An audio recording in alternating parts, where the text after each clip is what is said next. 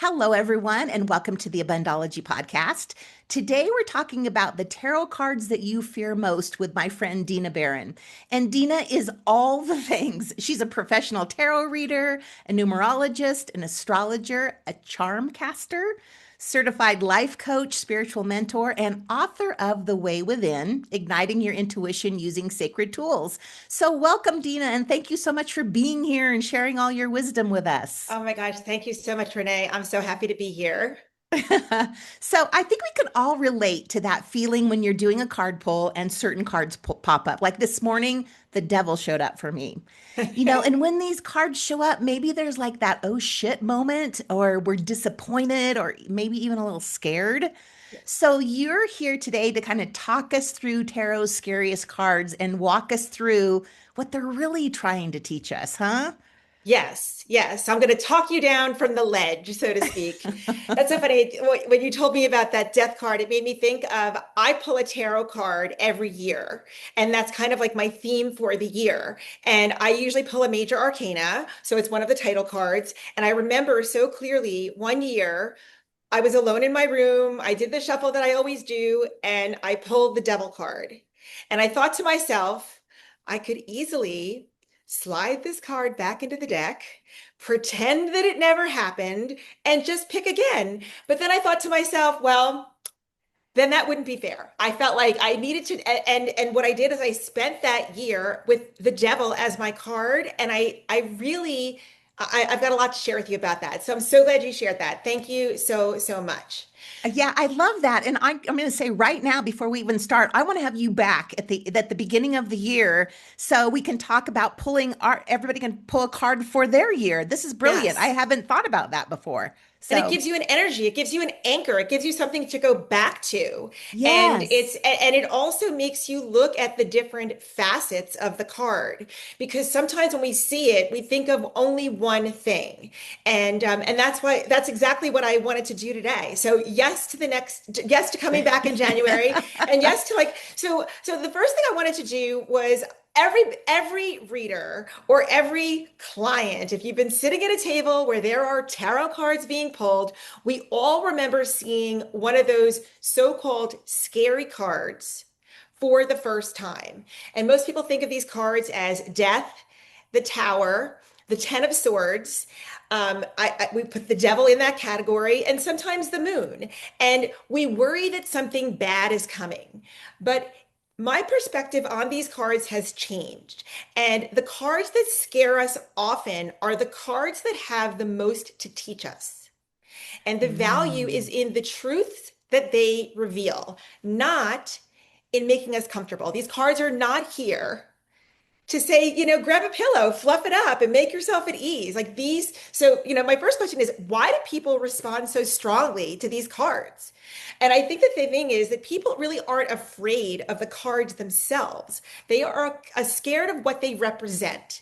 And the real fear is about endings or uncertainty or losing control and the changes that maybe we don't choose. So most of us only like to change when we feel that we are in control. And tarot cards can highlight the parts of us that maybe we'd rather avoid.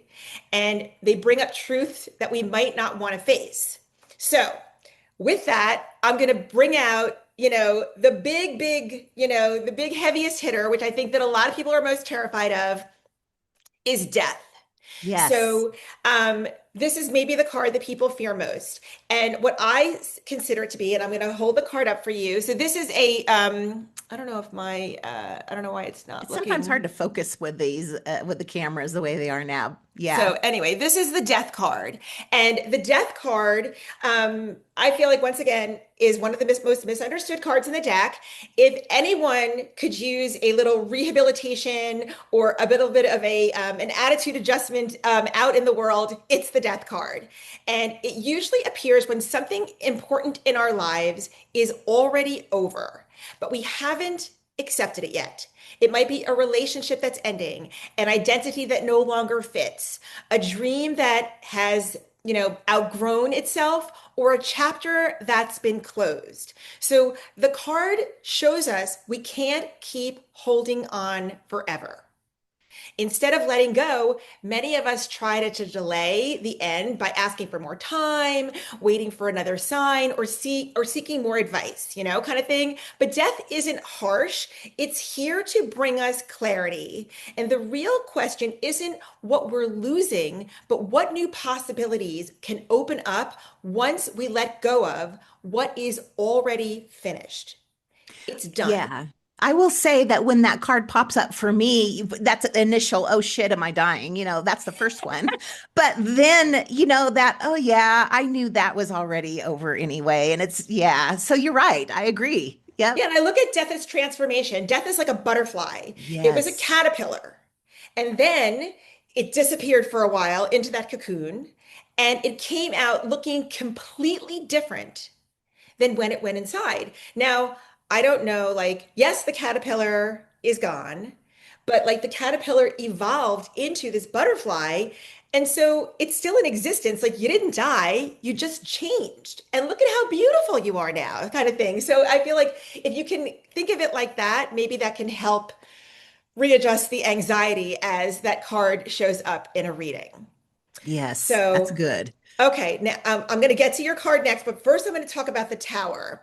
And the tower card is the next thing. People look at this card as a disaster, but really what I look at for the tower card, I look at this as liberation.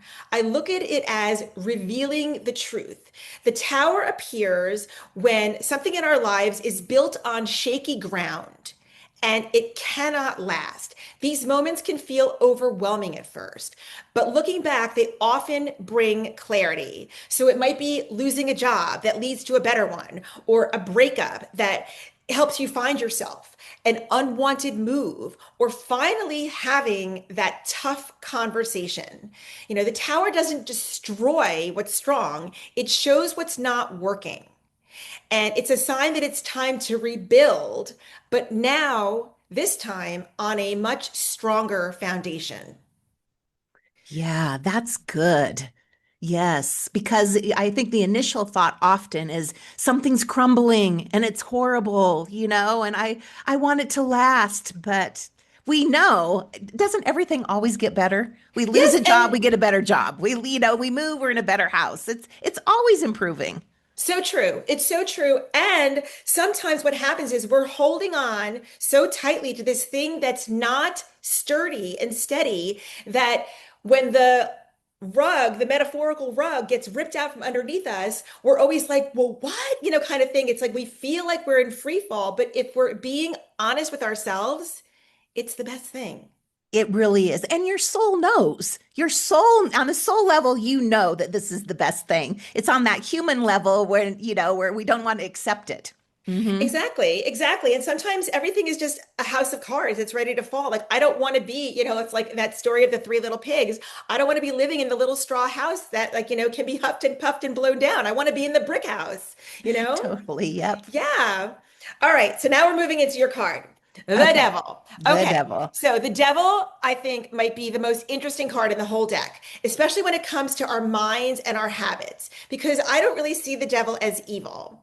It's about entanglement. It's about the places where we're handing away our power and convincing ourselves that we don't have choices. So the devil can often point to areas in our lives where we've given up our power and convinced ourselves, maybe we're staying in a relationships. It's holding on to a habit that we keep making excuses for, putting off a dream, or telling ourselves why we can't move forward. Like honestly, like in the world of coaching, this is the saboteur. And the devil Okay. highlights these moments and shows the gap between what we say we want and what we actually want. And what I love about the devil is that it catches us in the act. It shines a spotlight on the gap between what we say we want and what we're actually doing. It's funny, like I think about like in coaching, once again, what happens is, when I talk about values in coaching and people will say to me, oh, well, values are my family and values are, drinking a lot of water and going to the gym and getting sleep. And I say, great. Well, how much time are you spending with your family? Well, not that much right now. Great. Are you going to the gym? No, but I'm going to get back. How's the water drinking going? Oh, I drink so much coffee. I really have to start drinking water again. And how's your sleep? Oh, my sleep is awful. So I'm like, all the things that you say are important are not existing in your life right now. So what are you running on? Like fumes and scotch tape? I feel like it's very hard. So it's like you have to walk your walk, and the devil is there to call you out on it. That so resonates with me. I turned 62 about a week ago, and my goal for this summer is to take 62 hikes. Well, the next couple of days, my schedule, it just does, it's not, they're not fitting in my schedule. Okay. And I felt that like, I want to be doing these hikes, but I'm not doing the hikes. I'm not scheduling them in.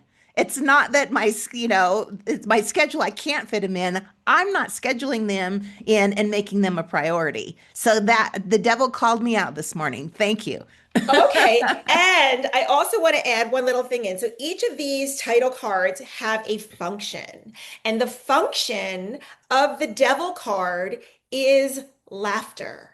Ah, And so I want to add in, so you turned 62 just last week. Happy birthday to you. thank you. And you said that this year, so you have 12 months to complete 62 hikes. But I'm hearing that on like day 3, you got down on yourself and you were hard on yourself. So the devil can be where we are really hard on ourselves and we don't give ourselves any wiggle room. And the devil is saying, you need to have laughter in your life. You need to lighten up. You need to have fun and enjoy. So you have many other days and I'm going to bet, Renee, that you are going to fit in more than 62 hikes this year. That is the money that I'm going to put on this game here. Well, I bet you're right because I'm probably misspoke. It's 62 hikes this summer. Oh, So okay, within the okay. whole year, then yeah, totally more than 62. But I do like that perspective of like, oh my gosh, I'm just starting and I'm not going on one today. Like lighten the fuck up a little bit, Renee. Exactly. And also, you know what? You don't have to go on a 3-hour hike. You could go No, on a 30-minute hike. And totally. so have fun with it. So I think the devil is where we feel like, people are watching us and where we judge ourselves because you're like, you know what? If I judge myself, then maybe I can say the thing that somebody else would have said and then I won't be judged by them. Very good point. I love that. So that's the devil. Okay. So are you good with that? Should we move on to the I moon? no, I love that. It's great. Yep. Okay, awesome. Okay, so the moon. The moon is our card that's next. And the moon is a card that makes people uncomfortable sometimes because it brings uncertainty. And there are very often no clear answers because what's happening? So in the moon, it's night and things are foggy and unclear. So the lines between things tend to blur, and our minds begin to fill in the blanks with worries and with guesses. And unlike the darkness, where we can't see, sometimes when things are foggy, because one of the words that I use to describe the moon is murky. It can be a little bit hard to see, and the fog makes us think that maybe if we look harder, we can find the truth. But the truth is, the moon does not give any easy answers. Instead, the moon is asking us to slow down.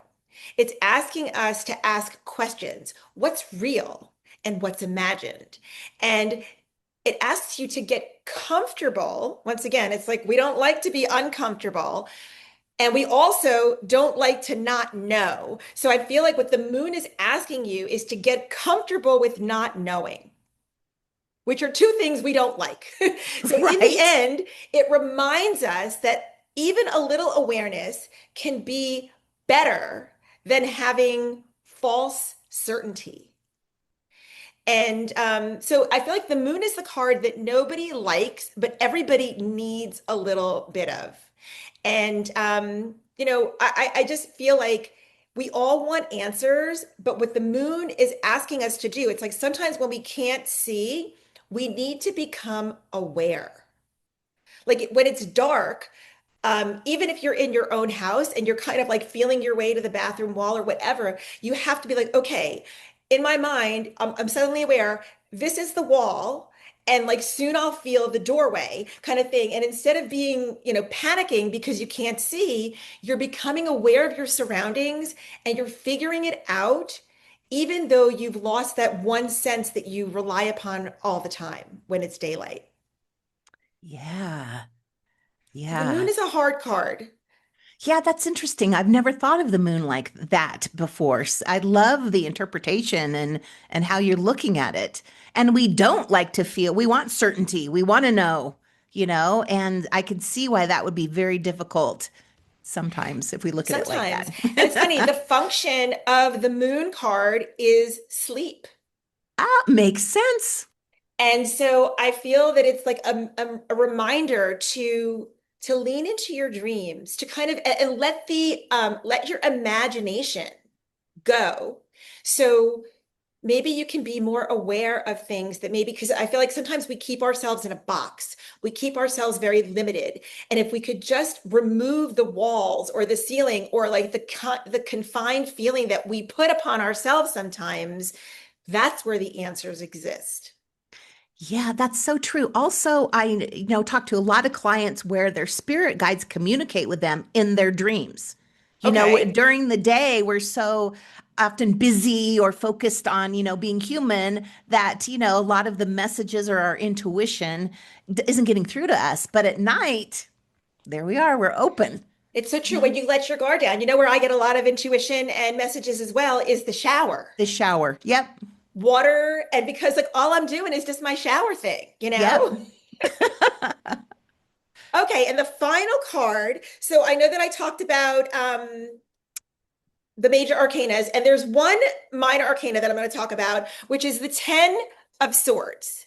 And the 10 of Swords has literally 10 swords in the back of a figure, and it's very dark above. But I do see, there is some light coming through, but that figure with those 10 swords in their back, I feel as though that really kind of rubs people the wrong way. They do not like this card. And I would say that this is one of the most dramatic cards in the deck. Even a beginner who sees this might say, well, that's not ideal. And I agree. And everybody is staring at the swords, but nobody is staring at the sunrise in the background. And that's the thing.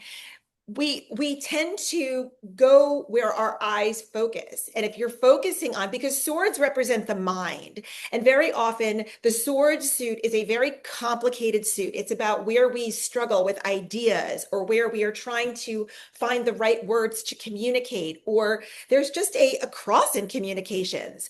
But I really feel like, sometimes we get so focused on what's happening here that we really miss what's happening in the moment, which is that the 10 of Swords is not about suffering. It's a card of completion. He is done. This is over.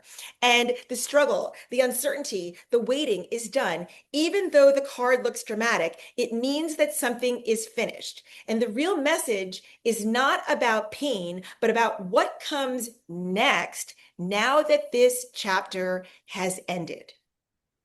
So that's what the card asks. One simple question. Now that this chapter has finished, what are you going to do next? Wow. What a different way to look at all of these cards.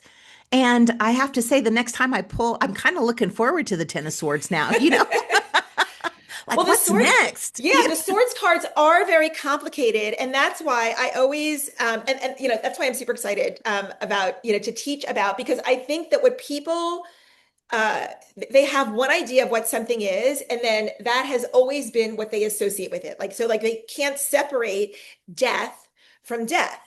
Even though Yeah. death in the tarot is not death in life, it's just very hard to kind of suspend belief and go in a different direction. But Yes.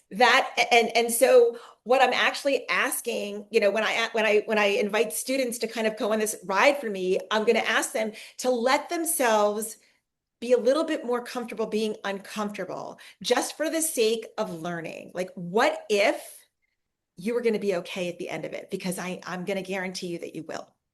Yeah. Yeah. That's a great way to look at it. Um, yes. and that it is all about learning and clarity and helping us. The cards are there, our card pulls are to help us understand things, maybe things we're not Absolutely. seeing. Yes, and you know what? Okay, and I know that for everybody that owns a tarot deck, most of the tarot decks, if not all of them, come with that little white book, that Yeah. little like tiny white book that like you can get lost, in the mail room if you open it up and it like flies out of the deck kind of thing. And I think that those little books are guides, they're starts, but they are not everything that the card is about. And we often use those as like the Bible. And there are so many other ways to see the cards. So I feel as though that is what I feel really most excited about is that I want to encourage the students that I work with to think out of the box and to move out of the traditional, tired, always labeled with meanings and to think about how else it could possibly show up within your situation. So interestingly, like Yeah. your devil card was about where maybe you are being really hard on yourself about the fact that you didn't go on 3 hikes already Yes. Yes. and laughing and saying, you know what?